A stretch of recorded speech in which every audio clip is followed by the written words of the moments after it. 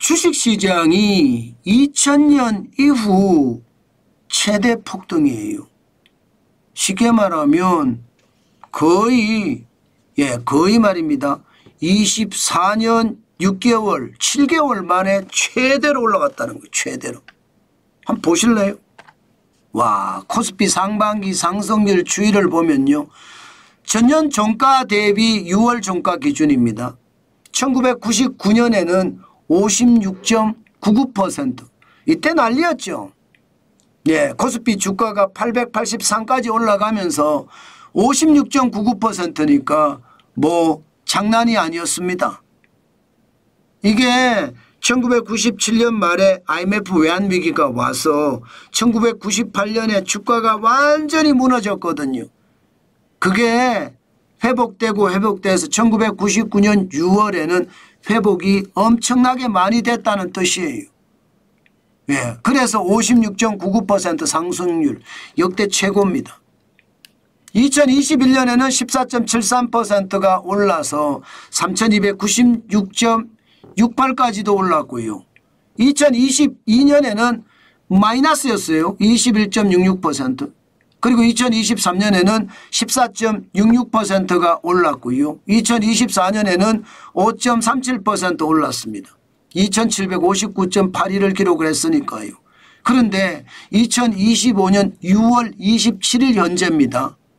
3055.94까지 올랐어요. 27.36%가 올랐습니다. 장난 아니죠. 주가가 지금 역사적으로 보더라도 거의 엄청난 폭등이다 이렇게 얘기해도 여러분들 틀리는 말이 아닐 겁니다. 그렇다면 여러분 지금 대한민국의 2025년 현재 기준으로 27.5%를 올려도 되느냐 올라가도 되느냐 이제 여기에 대한 이야기들이 굉장히 많습니다. 시장에서는 두 가지 부류입니다. 한쪽에서는 너무 거품이 많다. 돈 푸니까 주가가 올라간다 이렇게 이야기하고요. 다른 한쪽에서는요. 아직 멀었다. 지금 더 올라가는 것은 시간 문제다. 주가가 3천 아니라 4천 5천까지도 간다. 이렇게 이야기하는 축이 있습니다. 그만큼 두 가지 의견이 팽배하게 시장에서 지금 대립이 되고 있거든요. 아마 이 대립은요. 분명하게 상법 개정안이 어떻게 되느냐에 따라서 굉장히 달라질 겁니다. 기업의 부담은 적게 주면서 선진국형으로 변해간다 이러면 여러분 아마 주가는 더 올라갈 거예요. 예를 들어 이사 충실의 의무가 지금은 회사한테만 충실하게 돼 있거든요. 이게 주주한테도 충실하되 배임죄를 폐지한다든가 그러면 이게 더 좋아질 겁니다. 배임죄를 폐지 안 하면 이거는요 진짜 난리가 날 거예요.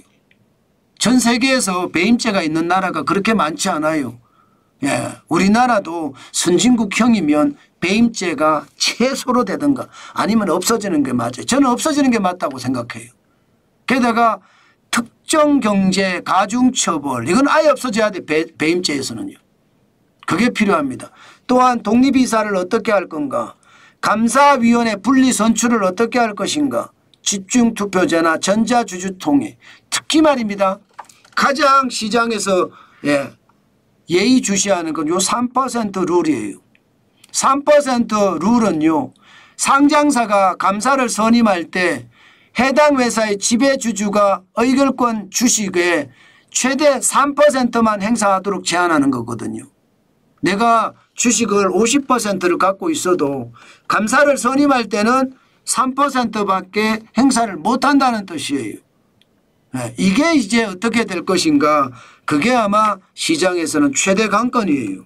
이게 주식시장에 긍정적인 효과를 가져오면서 기업의 부담은 덜 주고 선진국형으로 변해간다면 분명히 말입니다. 주가는 쭉쭉 올라갈 겁니다. 게다가 돈까지 푸니까 주가가 27.36%가 아니라 더 올라갈 수도 있죠. 거품이라고 이야기하지만 거품이 아닐 수도 있습니다. 코스피 지수를 보면 2021년 7월 6일에 3305.21까지도 올라간 적이 있거든요. 그러면 적당히 올라가더라도 3300선까지는 올라갈 수 있다 이렇게 이야기할 수 있나요? 아마 상법 개정안이 기업들의 어떤 방향하고 좀 매치가 돼서 잘 맞아 떨어져야 됩니다. 당장 더불어민주당의 상법 개정안 팀이 또 경제 5단체를 만난다고 하잖아요. 여기서 만나면 선순환의 어떤 흐름을 가져가면 그럴 수 있습니다. 충분히 그럴 수 있습니다. 그렇지만 상법 개정이 선순환으로 간다고 할지라도요. 문제는 노동법이에요. 노동법의 가장 핵심이 최저임금. 지금 최저임금은 한국노총이나 민주노총은 14.3% 인상을 요구하고 있잖아요. 여기에다가 노란봉투법, 노동조합법 2조 3조 개정해서 노조 파업권을 강화한다고 하잖아요. 중대기업처벌법은 더 강화하겠다 이렇게 이야기합니다. 심지어 정년도 60세인 정년을 65세로 연장한다 이렇게 이야기하고 있거든요.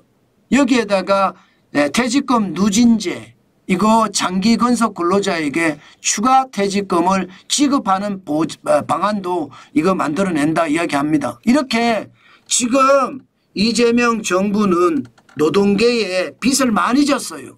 그 빚을 해결해 주려고 그러면 상법 개정을 하나마나예요. 노동계에서 다 깔아 먹을 겁니다. 게다가 고용노동부 장관을 민주노총 출신을 고용노동부 장관으로 임명했잖아요. 이것은 여러분 시장에 굉장히 좋지 않은 신호를 줄 겁니다. 상법 개정이 잘 된다고 하더라도 노동계의 요구 상황이 아무래도 과하게 시장에 나타날 때는요. 오히려 시장에 더 큰 위협이 될 수도 있다. 저는 그런 생각도 합니다. 게다가 더 놀라운 것은요. 과연 트럼프 대통령이 어떻게 할 것인가.